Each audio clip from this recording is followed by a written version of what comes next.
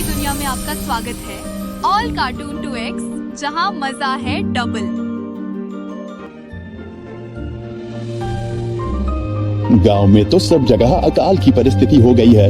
लगता नहीं कि अब इस गांव में ज्यादा दिन रुकना उचित होगा। काम के लिए बाहर गांव तो जाना ही पड़ेगा। भूषण काम की तलाश में दूसरे गांव की ओर निकल पड़ता है। चलते चलते वह विजयपुर गांव में आ जाता है। वहां उसका रहने का कोई ठिकाना नहीं था और उसके पास कोई काम भी नहीं था। चलते चलते वह एक अमीर किसान जगत सेठ के पास आ पहुंचता है। सेठ जी, मैं भूषण दूसरे गांव से आया हूं। हमारे गांव में अकाल की परिस्थिति हो गई है।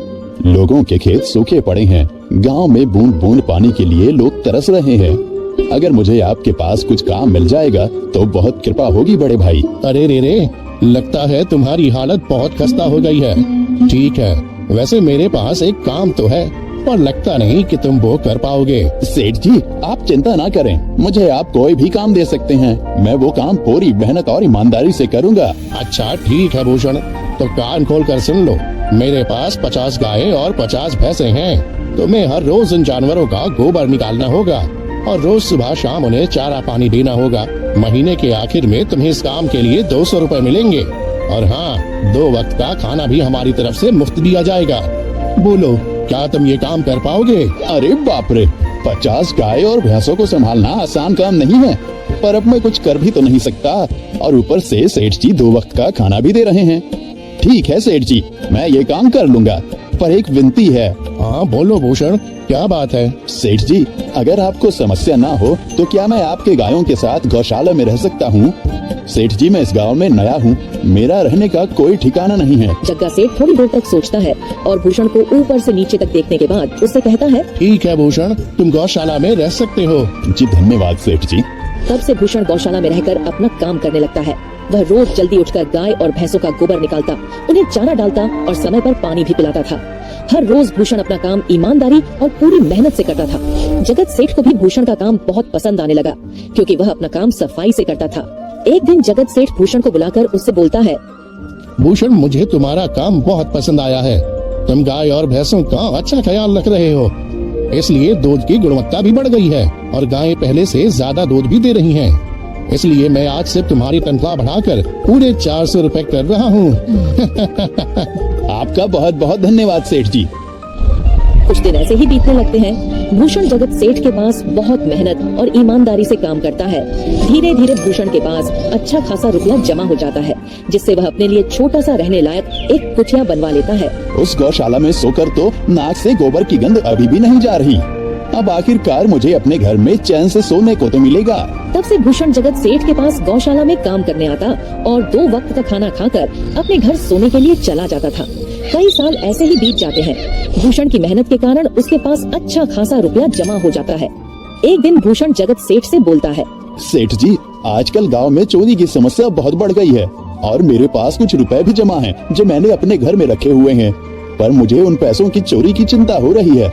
आपको तो पता है कि मैं दिन भर आपके पास ही काम करता हूँ और सिर्फ रात में ही घर सोने जाता हूँ, इसलिए मुझे रोज उन पैसों की चोरी की चिंता सताती है। हाँ भूषण, तुम बात तो बिल्कुल सही कह रहे हो।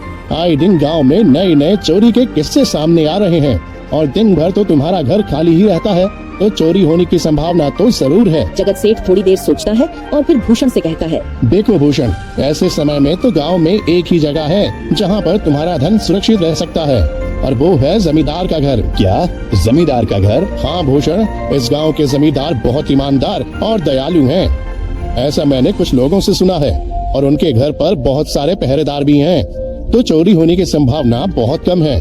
तुम अपने पैसे उनके पास रख सकते हो। अच्छा, ऐसा है क्या सेठ जी? ठीक है, फिर आज ही मैं जमींदार जी से मिलकर बात करता हूँ और उन्हें अपनी समस्या बताता हूँ। उस दिन भूषण जमींदार जी के घर उनसे बात करने जाता है। टूडको, कहाँ अंदर आए जा रहे हो? वहीं रुक जाओ। जी, मुझे जमींदार जी से मिलना है। मुझे उनसे कुछ काम है। क्या काम है तुमको उनसे? मुझे जरा बताओ। जी, मुझे कुछ पैसे रखवाने थे उनके पास, यही काम के लिए आया था मैं। अच्छा ठीक है, तुम अंदर जा सकते हो।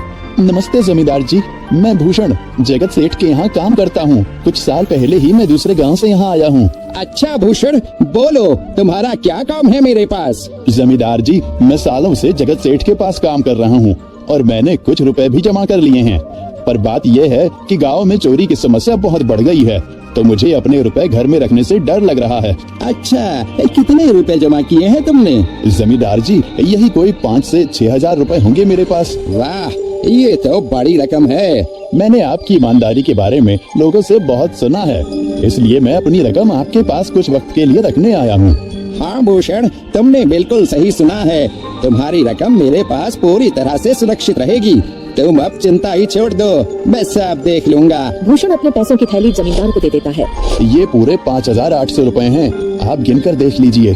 गिनने की क्या जरूरत है, तुम तो जगत सेठ के आदमी हो, मुझे तुम पर पूरा विश्वास है। जमींदार जी, आपका बहुत बहुत धन्यवाद। अब मुझे चोरों का कोई डर नहीं है, क्योंकि मेरे पैसे सुरक्षित हाथों में हैं। अरे भूषण, कोई बात नहीं, धन्यवाद तो मुझे बोलना चाहिए, जो तुम मेरे पास आए अपने रुपए रखने के लिए। भूषण अपने पैसे जमींदार को देकर अपने घर चला जाता है। हाँ भूषण, तुम्हारे पैसे मेरे हाथों में ही अच्छे लगते हैं। ऐसे ही भूषण ईमानदारी और मेहनत से जगत सेठ के यहाँ काम कर रहा था। देखते ही देखते 2 साल ऐसे ही बीत जाते हैं। हंसी भी, डर भी, मजा भी, लेकिन असली खेल तो अभी बाकी है। मिलेंगे अगले पार्ट में, only on all cartoon 2X पार। तब तक लाइक करो, शेयर करो, ऑल कार्टून 2X को सब्सक्राइब करो।